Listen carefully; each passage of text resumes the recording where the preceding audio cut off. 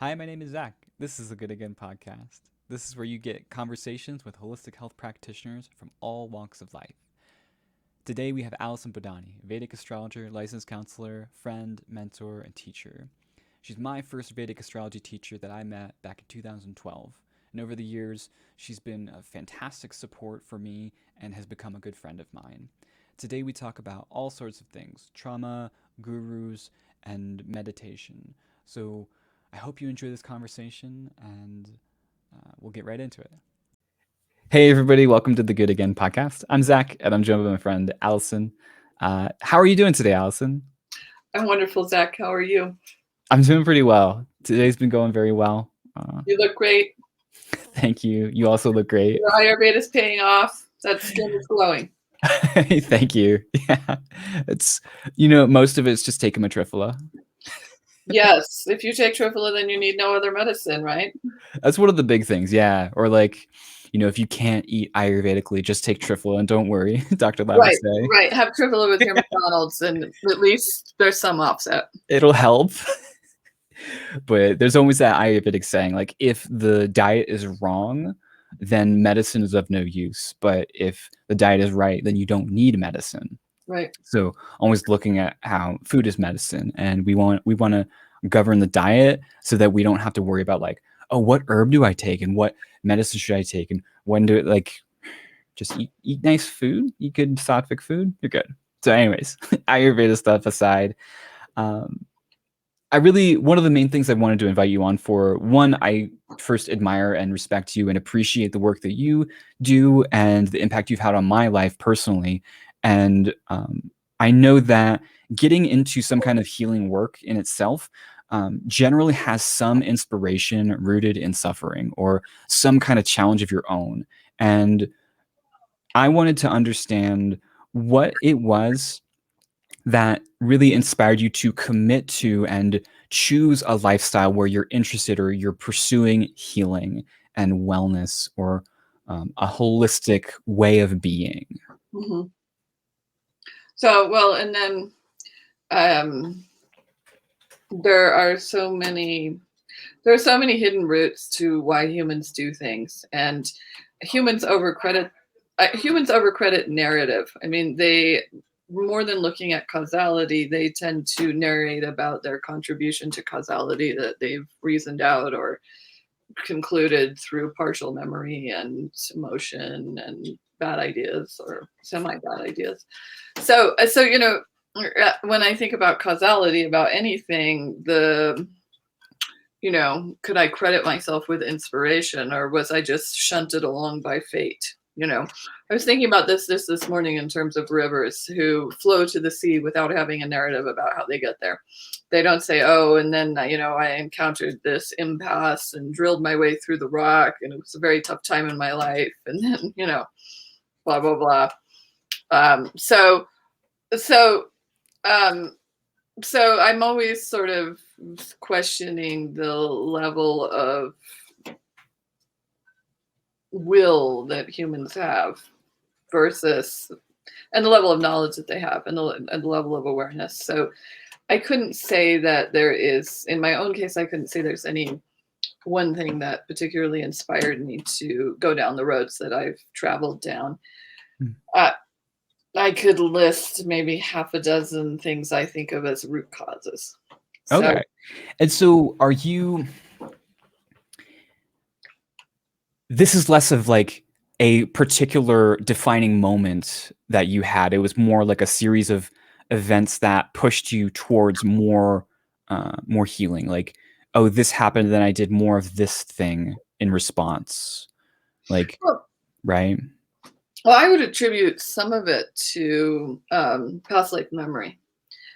So because even when I was young, the things I fell in love with were inexplicable based on any formal knowledge or experience I had in this lifetime. So falling in love with Ayurveda and Jyotish sort of out of the blue was almost causeless. Jyotish was particularly causeless. As a person who never had an interest in Western astrology, the day I encountered Jyotish, I just literally fell in love at first Jyotish, in an obsessional kind of way, it was like, she's got to have it. So so that's some, in theory, well, I would just say it was past life memory. As far as healing goes, and anything I know about that, that it's I mean, certainly, as you stated at the outset, people's interest in healing tends to derive from some journey with suffering, and I would say that my own suffering has been fairly complex and, again, multi-causal. And so in one sense, it's been an endless search through paradigms to find things that match my experience and suss out what can be done about them, and also synthesizing paradigms, finding different lenses that are useful. So it's more in that sense. As far as healing goes, it's really been, a deep need to understand a very complex journey. Yeah. And I'm kind of curious. I don't know if there's any particular past life memory that you have a clear vision of. I'm really curious if you have any that you'd be able to share, maybe like the first experience that you were like, oh, this is a past life memory or experience that I have no logical, there's no continuity in my life experience that leads me to see or remember this kind of thing or know this information, right? So when I past life memory, I mean, again, the way the human recording apparatus tends to work is that people mostly remember things that were very dramatic. Just like in life, just one's own life is a reflection of that too, unless, one has savant type memory. We remember and narrate around punctuating events, not around daily happenings for the most part. Yeah.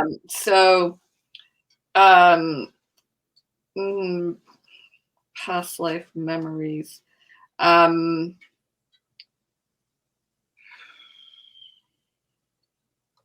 let's just say that, and you're asking, like, how do I know that that's what they are? That's part of the question.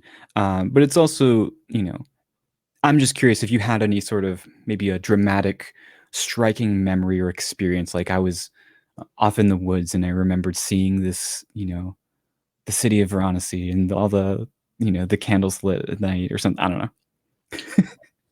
No, most of my direct recall memories. No, this is interesting too, the way memory works and what is one's own memory.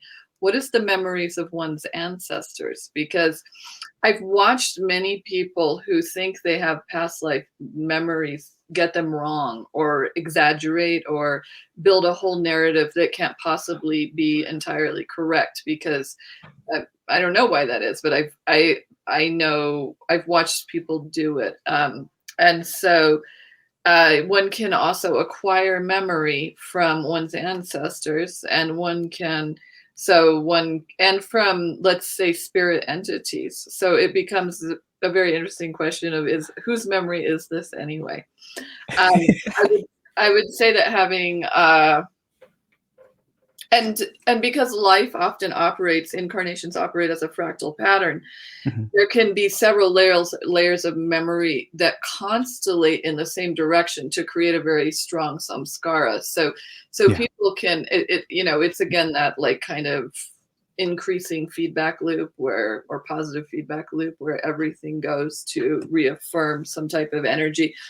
Even though this is not a correct quantum mechanical use of the term attractor field or attractor pattern, I think of humans as attractor patterns just in terms of, once you have something going, magnetic energy of the same type tends to gather in very inscrutable kinds of ways, in my experience. This may not be true for everyone, but that's essentially the yogic goal, is to dismantle all those attractor patterns so that, one's view of reality is as unobstructed or as uninfluenced as possible. I would say that because of several difficult incarnations on Earth, the things that I'm sure are my memories are still viscerally traumatic. So I don't have pleasant past life memories. Yeah. Yeah. And So, I'm so wondering, the viscerality of it versus it's not your own. It doesn't have, I don't think, the same visceral quality.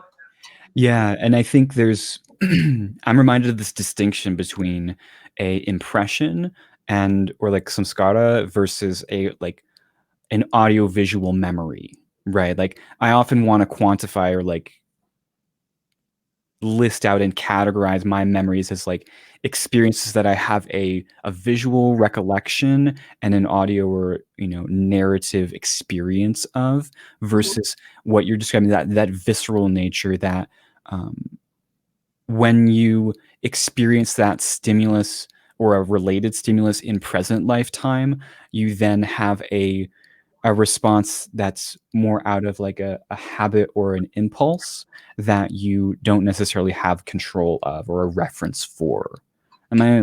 Yes, and you Yeah. don't have control of it. And this is true whether we're talking about past lives or even infant memory, gestational memory, the memory of a child before they have a frontal lobe, which is, minimally age 7.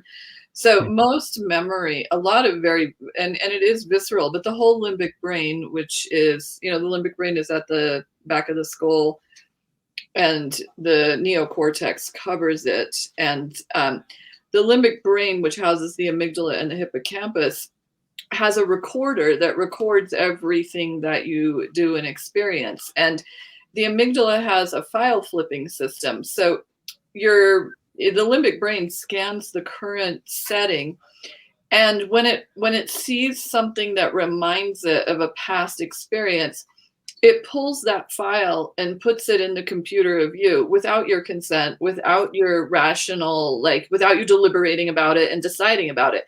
So it will just, you will suddenly be, this is why in Patanjali's Raj Yoga Sutras, the first line is, yoga is the resolution of memory, basically. Yoga's chitta vritti nirodha. The resolution, Hart Defoe would always translate nirodha as resolution, meaning that you've Hmm. resolved your memory so that you're no longer, because we think of triggers in PTSD people as being very strong, like, like it's oh, I heard the gunfire and I was like blah, or people who have bad medical experiences. I go to the hospital and I'm like freaking out and I'm paralyzed and I'm having a panic attack.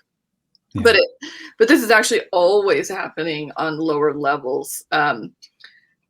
So your amygdala is always doing this. The more traumatic your experiences are, the more it will become a life problem for you. But, I'm fascinated by how much of any human program is run both by past lives, but also by infant and toddler conditioning.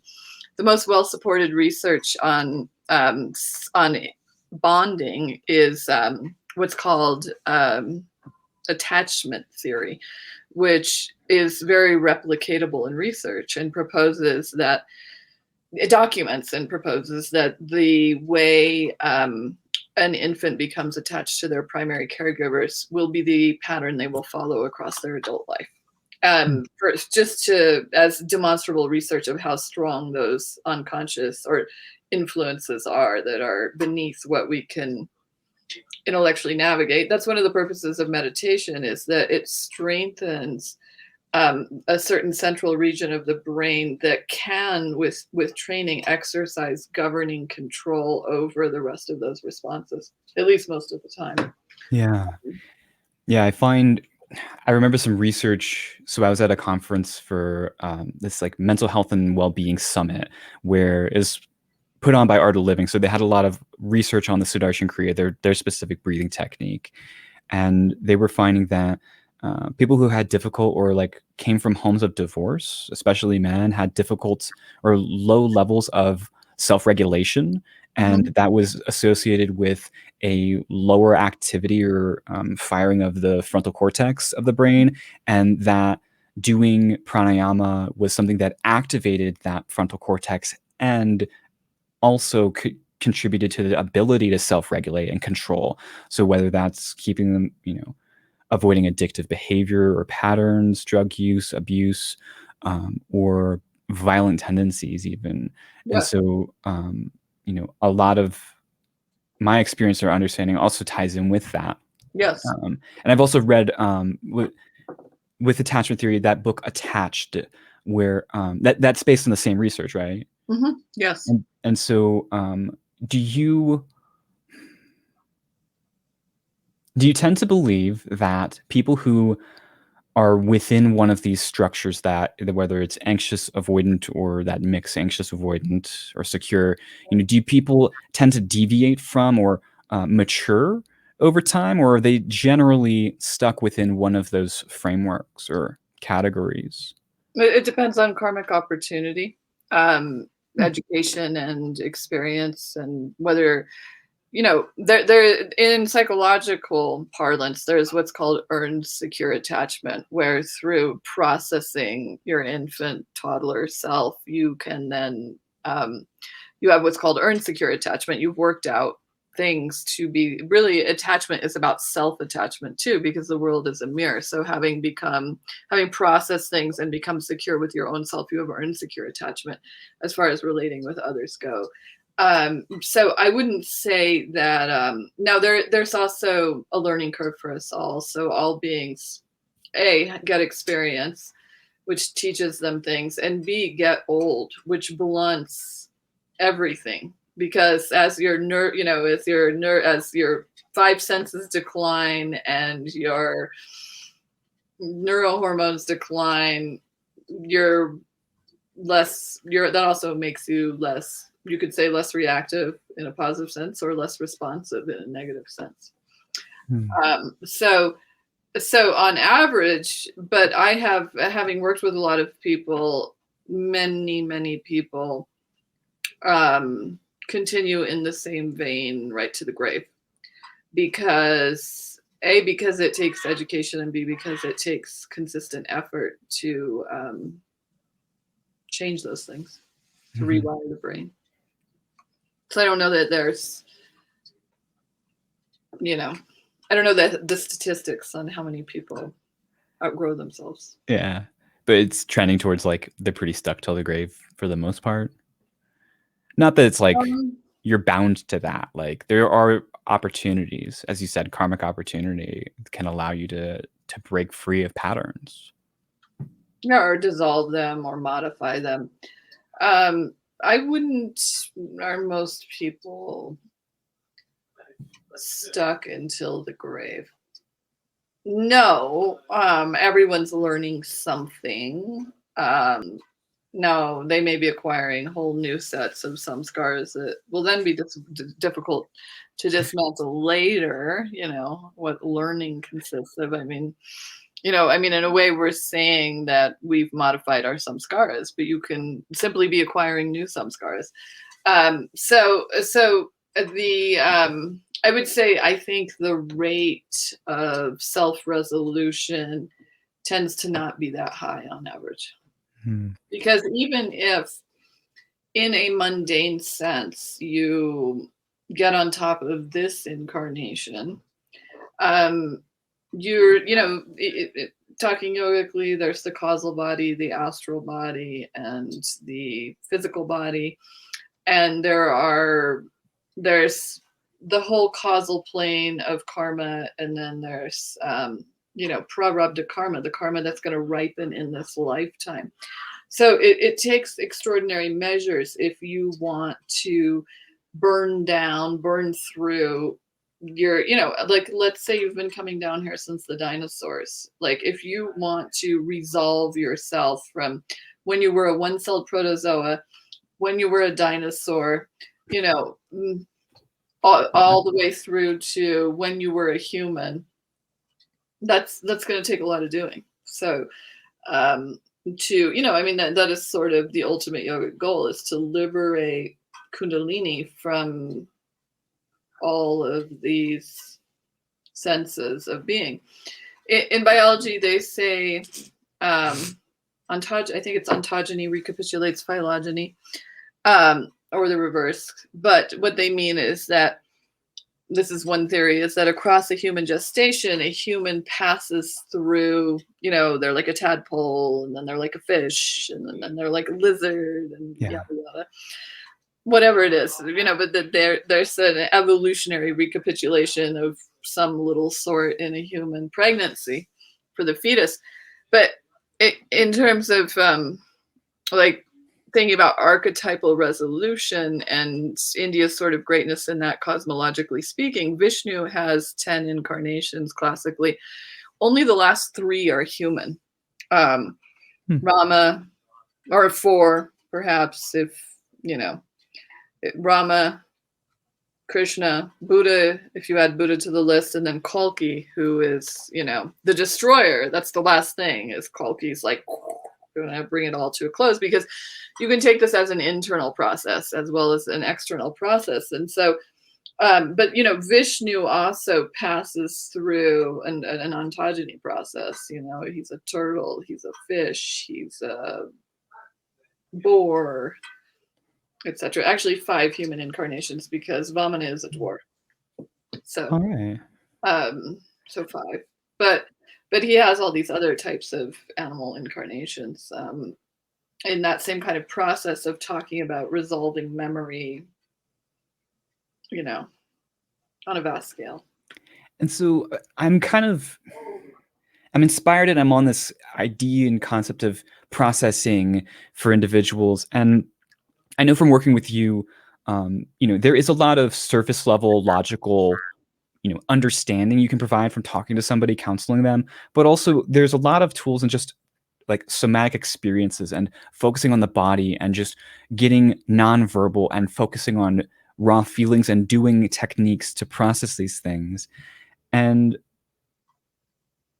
in terms of, TV shows and news media, you don't really hear, I stopped watching it, but on Dr. Oz, how many people have come on and talked about somatic processing versus like the next trend of the superfood that's gonna, cure your diabetes. Right. Consumption, something that you can add. Well, things that you can add cost money, and other processes don't necessarily. So yes, I've often said too, it's less what you add than what you take out and what you leave out that becomes more important. It's in terms of that, I have to eat this and this and this. No, just don't eat much and make it plain and simple. You'll probably be better off than all of these things, with some exceptions, of course, but on average there is that attitude of there's also the the easy fix, taking something, but yeah, in terms of how the mind works,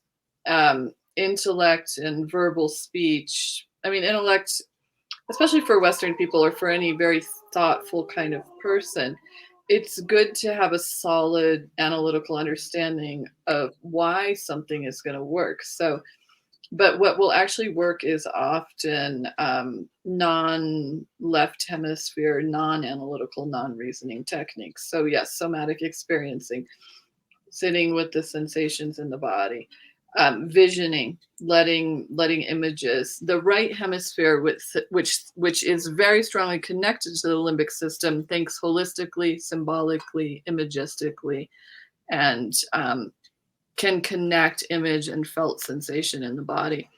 There's a really great book on how trauma works, which is kind of how memory works. This is the extreme end of memory. Not everyone has that, or has it to a lesser degree, but called The Body Keeps the Score by Bessel van der Kolk, which is kind of the best layout of how all this works and why it can be extraordinarily, and even in terms of investment of time, it can be so fast to, sometimes I tell people, if you spend 30 minutes or 3 hours processing this thing with me, it's going to save you a lifetime of generating a very predictable behavior pattern that will cause you further suffering. Like just do this, whatever it is, breathing, feeling, imaging, and allowing oneself to be playful and creative in that kind of way, trusting those messages. And there's There's a phenomena in a related aspect that we've had conversations about before. I forget the words for it specifically, but understanding that there's a placebo effect. When we get shifting to like astrology, whether it's right or wrong, if you tell somebody something and they believe it, and Mhm. they believe doing this aspect or thing will heal them, and then they do it and they feel relief, like who's to say like how it worked? But do you remember what I'm getting at here? There's a word for it. There's a Like the placebo effect or a I don't know different. if it's the placebo effect itself, but gosh, I'm struggling to find the words. Well, there is, while you're thinking of the word, there is um, Bernie Siegel, who wrote Love, Medicine, and Miracles, for instance, talks in that book about a very elderly woman who came to see him, and she had oatmeal cell carcinoma or oat cell carcinoma, which is it's a small cell rapid growing lung cancer. And she was of an age where any treatment would only hasten her death, and it's typically fatal, this type of cancer. And so he didn't have the heart to tell her she was dreadfully ill. So he told her instead, you're absolutely fine. And he thought she'd die within a few months. 5 years later, he ran into her and he requested her to come to his office. She'd never known she'd been positive, and so he re-examined her and did new x-rays of her lungs, and the cancer was all gone. And studies show that more than any medicine, this is true in psychotherapy and Western medicine, the number one correlation with getting better is not any particular remedy, it's faith and trust in the healer. So whatever word you're looking for, I think you're describing this effect that, these are layers of mind that are emotional, not cognitive. So this whole like new age thing where I trust my doctor, that's not going to make me trust my doctor. That's for me personally, like this is going to have to come out of, a felt sense, a felt body, heart sense of who that other person is. So again, words don't typically address those deeper layers of mind directly. Mm-hmm. Mantraji used to say, all Shastra is written for the Manas, not the Buddhi.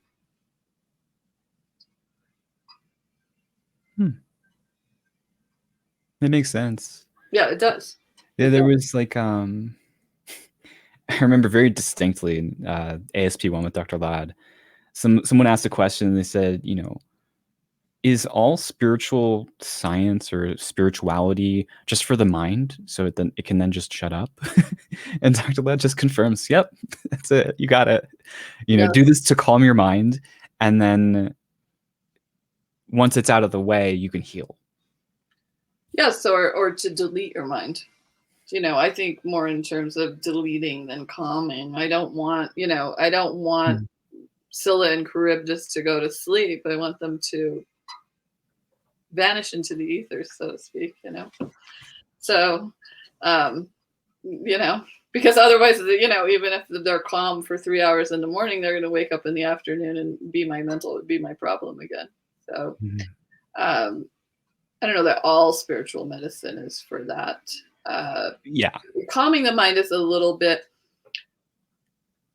maybe I just take it this way being an English speaker, and it's something we tell people to calm down that's patronizing and indicates a characterological flaw. And I don't think an inability to stay calm represents either one of those things. It has to do with an inner experience that has become a very deep memory for whoever the being in question is. So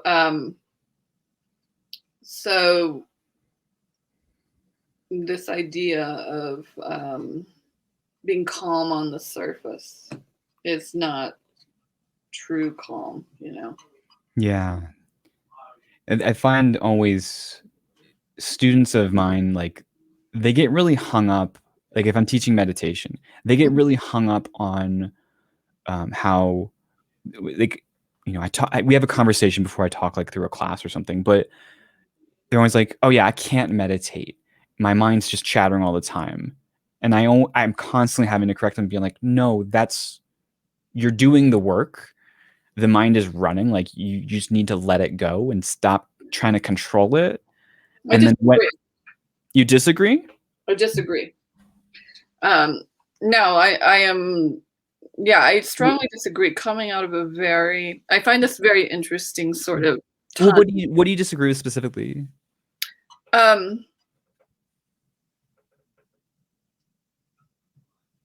This notion that the mind can go on shattering without the involvement of the person. I've never understood that. Oh, For starters. So interesting. Yeah. I've heard more than one meditation teacher say, ignore it or let it go or don't be involved with your thinking. And I personally don't buy this at all. Now, I'm in a unique nervous system for a number of different reasons. So, Yeah. But having experimented with this, I don't buy this at all. And there's an interesting intersection here with trauma experience too, because having worked a lot with people who have been through extreme trauma, and that's not what happens in the brain. I find this interesting because in a high trauma situation, your brain shuts off all the parts of your brain that give you a sense of individual identity in order to spare you as much of the trauma as possible. So in a high trauma experience, you don't have a sense of time and you don't have a sense of self. But what you usually do have is fear and pain and agony. Now, in a way, yogis are going through sitting for the same experience of remaining. They're remaining still long enough that those parts of the brain that give a sense of self and a sense of time go away so that you can experience a timeless reality.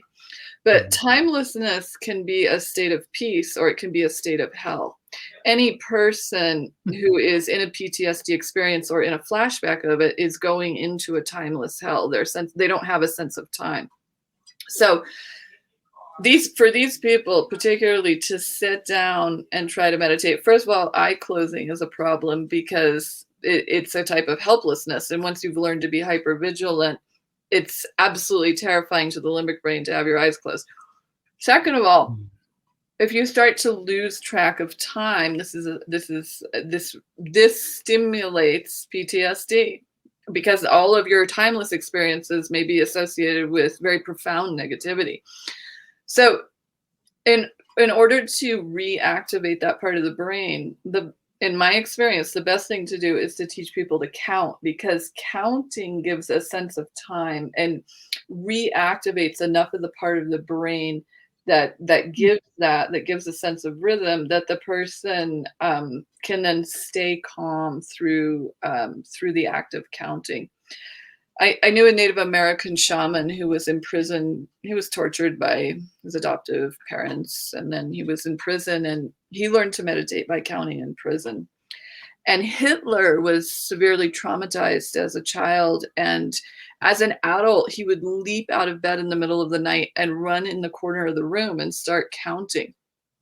And people just thought he was mad. But research shows that Hitler's father would ruthlessly beat him, and he would get through the beating by counting. And so, these are just sort of like backgrounds to why I think this works. And so when modern people who live in a chronic state of some level of stress then try to meditate, and they're completely aware that their mind is like, I think this is, again, just, I think people need remedial techniques. So the first thing to do is to spend 20 minutes or 30 minutes writing your lists, so like, oh, I have to do this. Oh, I have to do that, because modern life takes so much management. Write it all down. And then set it on a chair next to you. And then potentially try counting for a while, because then you can gradually go into a calmer state. That's otherwise, my experience of many people is they find they're like, it's so frustrating that they're just like, I can't do this and I'm not getting anywhere. And so And I'm not going to do it. this And is some people, fascinating to me. But like, I totally understand this perspective now that I hear it, and I'm I'm of a different way. I mean, I don't necessarily have, heightened traumatic events in my personal experience. It's Mhm. more like I've dealt with a lot of neglect. And Uh-huh. so, you know, from sitting, one of the best examples, I did a 10-day Vipassana silent retreat once. Mhm. And ultimately, by sitting and letting my mind run, focusing on the meditation itself, and my Mhm. mind would churn and then focus back on the meditation, having that one pointed focus and directing myself. Eventually, it seemed like my mind ran out of stuff to say or ran out of juice because it was just so tired of sitting and churning. That was my take on it. Yes, I And think that happens too. I think and that so happens too.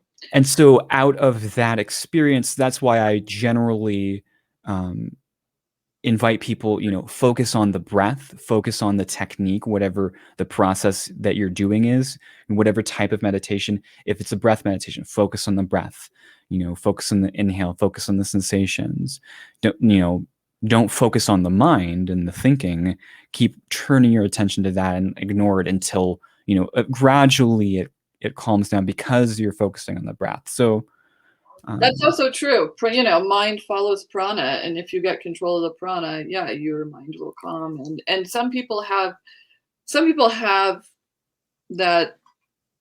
I'm gonna go. I will sit through it. Mantraji used to say, mm, just learn to sit for 3 hours. That's all you have to do is learn to sit for 3 hours. And and and he would always talk about that. Oh, all I got to do is sit, but people don't want to just sit through that initial phase of like, mhm. before the mind gives up, so to speak, or settles down. Yeah, some And people will and some people won't, and I some was people won't. curious, would you share a little bit about Mantraji, how you met him, what period of time you spent with him? So um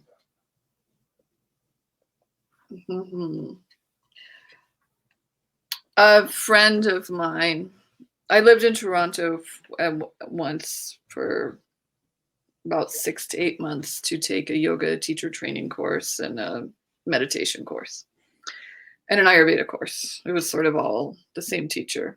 And so I was doing these classes and I had friends there. And at a later point, one of my friends there started studying with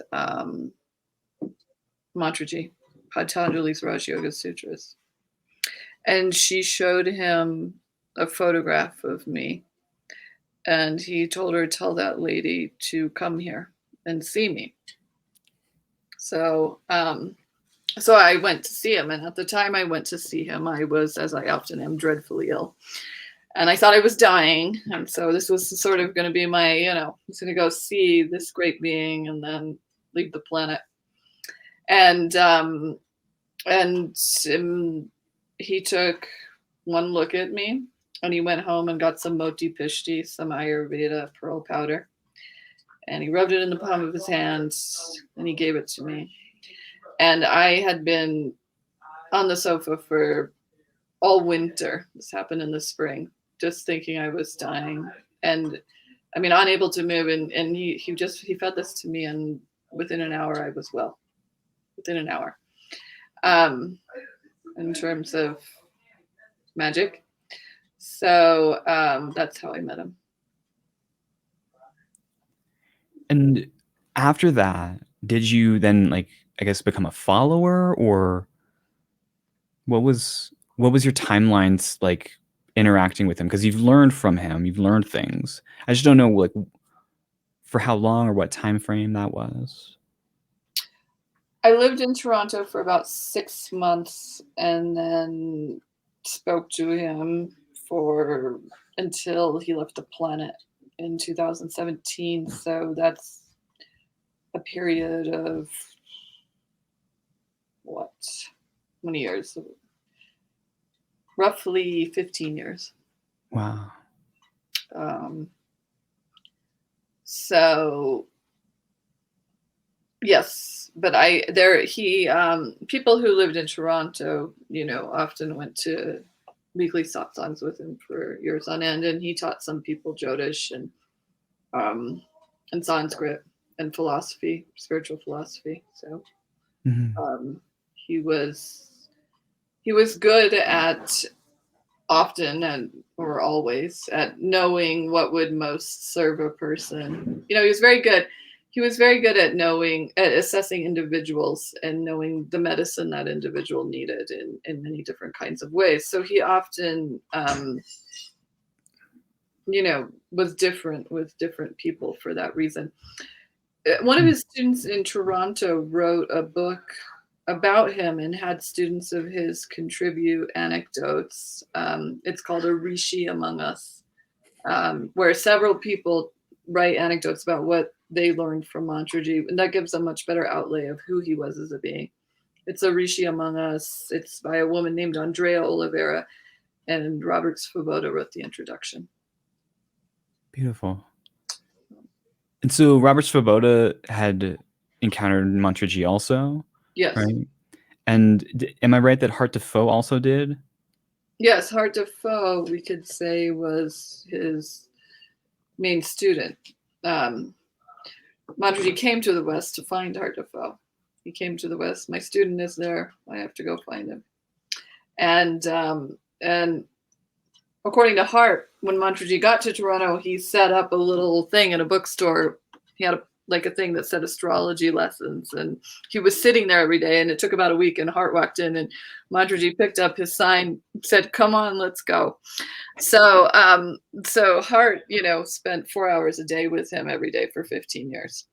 Wow. Yeah. And, Sanskrit, Jyotish, Tantra. And so I'm kind of curious. Well, I'm really curious that in this instance, Mantraji went and found his student and sought him out. Yes. Is that, I don't know if there's any context for this or if there's any trend, but is it more often that the guru finds the student or the student finds the guru?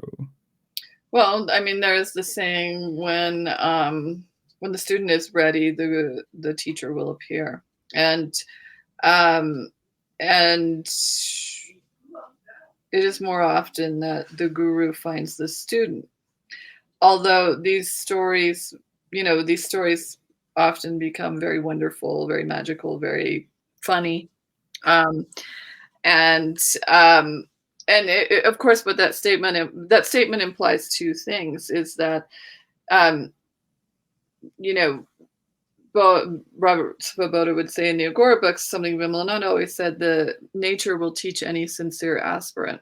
Dattatreya, who's the father of Agora, had 24 gurus, most of whom never knew they were his guru. So part of this is, I've expressed my sincere desire to learn to nature. And so whatever is around me is teaching me. And what is it teaching me? Like that I'm always being taught. And then even in Indian, there are method gurus or reflection gurus. You can take all experience as your guru in one sense, but there are method gurus. There are karna gurus, butchering gurus, who will surgically take away your ego or repair you. And then the Sat Guru is the guru who will, pull the final veil between you and the truth. That doesn't mean sit home and start, that may work for some people. Like, okay, Guruji is coming. I'm sitting and waiting.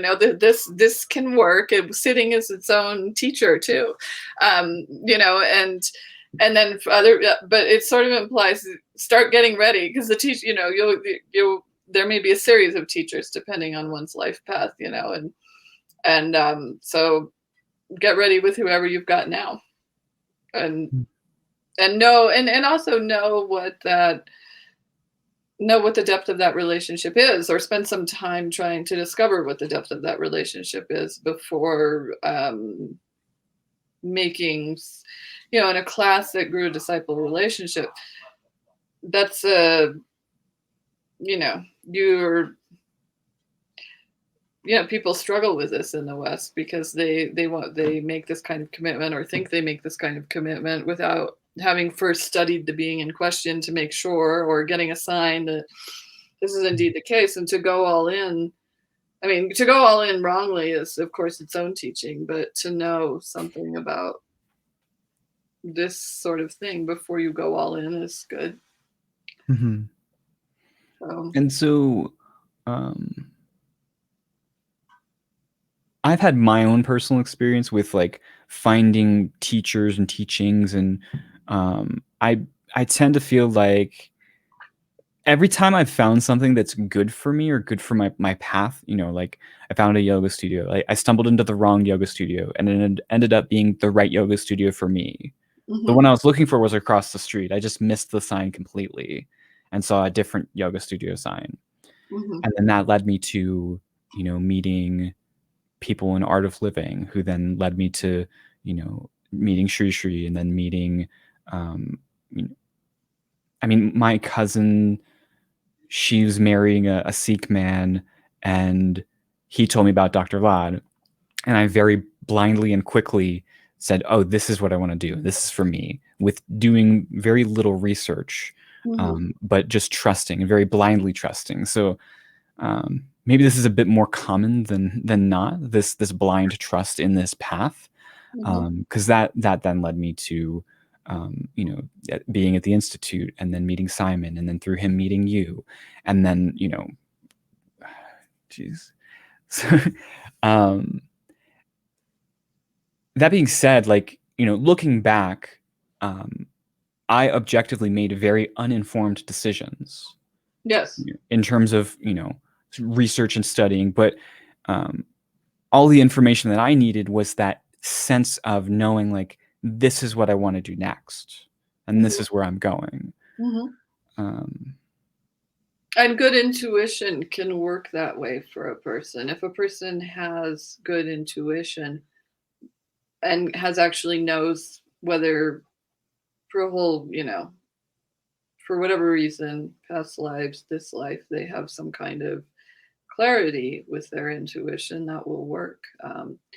And for other people, especially when we're all young, because youth, it's kind of a matter of, we can't really, any of us, credit our decision-making capacities when we're young. And so, that same sensibility can lead someone into a nest of hornets. It's this absolute assurance that this is what needs to happen next. And then, when does, it's a interesting question, when intuition works well and when someone is very deluded.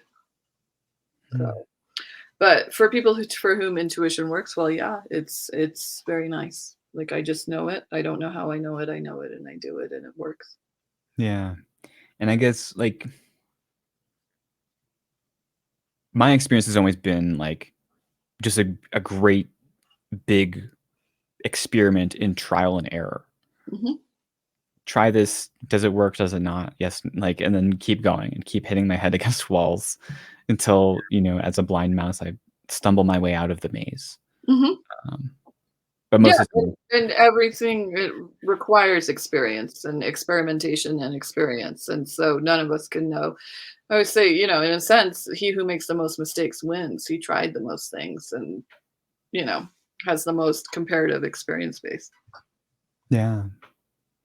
And so would you, this is like a personal opinion question then, would you then value someone who is more willing to try things than the one who fearfully and patiently calculates and then makes a decision?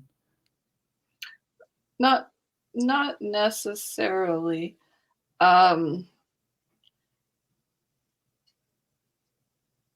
I think the only thing, I think having talked and counseled thousands of beings in my lifetime, um, I think what I find valuable in people is the wish to grow and the ability to hear, which not all people can hear for a variety of reasons. I suppose on a very personal level, I have a soft spot for courage. Hmm. I have a soft spot for courage, even though I'm aware of the pitfalls of extreme courage. And do we? I tend to feel like courage is a prerequisite to growth. What do you think? No, Okay. I don't think courage. It depends on what we mean by courage, but Mhm. um, yeah, I guess inner courage, maybe yes, perhaps courage is, which actually, cour is the French word for heart. Um, but courage, inner courage is different from outer courage. And so people can be very frightened in certain ways and also very courageous. So, Yeah. and often if people are very fearful, it's because they've had a lot of bad experience, or their prana is weak, or they have, um, some type of memory. Enough of a shock can make you extremely cautious. Like, let's say you are courageous and you run into a nest of hornets, as the saying goes, once bitten, twice shy. So Hmm. um, it's everyone is different. Yeah. So I'm thinking we'll wrap it up here in a second. Do you have any closing thoughts, or just anything you're inspired to share right now? Anything I am inspired to share? Um, mm,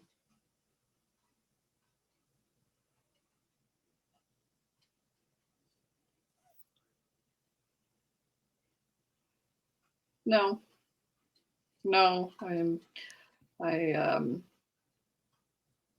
no. Okay. You have another Great. question, I'll answer it, but no. This has been fun. I've had a really good time. I love just sitting and talking and like exploring all these things with you. And I'm glad that you're willing to come on and share and let it be recorded and shared with other people. Um, and I know people are going to get a lot out of this. I feel like there's a lot of areas that'll be stimulating for people. So I really appreciate this time that you've given me. And thank you. It's so my pleasure, Zach. Thank you for having me. And it's nice to see your prawn looking so centered. Thank Yeah. you. Much What we're appreciated. doing is working, I think. Thank you so much. With that, I'll end the recording and thank you all for watching.